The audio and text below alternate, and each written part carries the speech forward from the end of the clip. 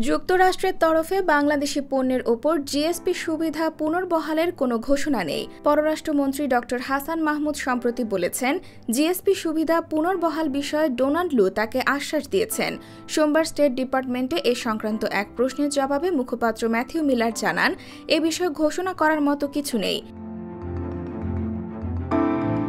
এদিকে গত বুধবার পররাষ্ট্র মন্ত্রণালয়ে পররাষ্ট্রমন্ত্রী ড হাসান মাহমুদের সঙ্গে সৌজন্য সাক্ষাৎ করেন যুক্তরাষ্ট্রের দক্ষিণ ও মধ্য এশিয়া বিষয়ক সহকারী মার্কিন পররাষ্ট্রমন্ত্রী ডোনাল্ড লু।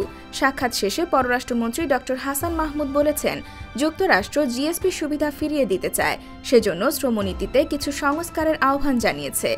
একই সঙ্গে চলমান ডলার সংকট মোকাবেলায় ডেভেলপমেন্ট ফিন্যান্স কর্পোরেশন থেকে দেশটি অর্থায়ন করতে চায় বলেও জানিয়েছেন পররাষ্ট্রমন্ত্রী।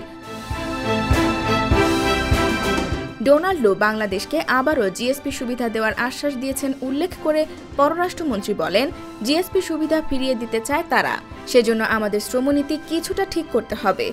ডলার সংকটে বিপর্যস্ত দেশের অর্থনীতি, অনেকটা থমকে গেছে আমদানি রপ্তানি। তবে এই সংকট মোকাবেলায় বাংলাদেশকে সহায়তা করতে চায় যুক্তরাষ্ট্র। পররাষ্ট্রমন্ত্রীকে এমনটাই জানিয়েছেন ডোনাল্ড লু। ড হাসান মাহমুদ বলেন, ডলার সংকট মোকাবেলায় ডেভেলপমেন্ট ফিন্যান্স কর্পোরেশন থেকে যুক্তরাষ্ট্র অর্থায়ন করতে চায়। ট্যাক্স ফাঁকি বন্ধে ট্যাক্স সিস্টেমকে তারা আধুনিক করতে বলেছে। বৈঠকে উঠে আসা আলোচনার বিষয়ে ড হাসান মাহমুদ আরও জানান, দুই দেশের সম্পর্ক দৃঢ় করতে কথা হয়েছে। 53 বছরের অভিযাত্রায় তারা আমাদের সাথে আছে। আমাদের সম্পর্ককে ভিন্ন মাত্রায় নিয়ে যেতে চায় তারা। রপ্তানির বড় ডেস্টিনেশন তারা। আমাদের বিশেষ অর্থনৈতিক জোনে তাদের বিনিয়োগের আহ্বান জানানো হয়েছে।